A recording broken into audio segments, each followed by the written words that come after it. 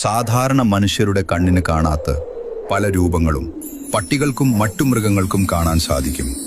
അത് അവരുടെ കണ്ണുകൾക്ക് നന്നായി കാണാൻ സാധിക്കും. അങ്ങനെ പട്ടികൾ കുരക്കുന്നതും ഓരിയിടുന്നതും വെച്ച് അവിടെ പ്രേതങ്ങൾ ഉണ്ടോ എന്ന് നമുക്ക് മനസ്സിലാക്കാൻ സാധിക്കും. അങ്ങനെ കണ്ടുപിടിക്കാൻ 3 കാര്യങ്ങൾ ഞാൻ പറയാം. ഓർമ്മയിൽ വെക്കണം. അതിൽ മൂന്നാമത് ഞാൻ പറയുന്നത് വളരെ ഗൗരവമുള്ളതാണ്.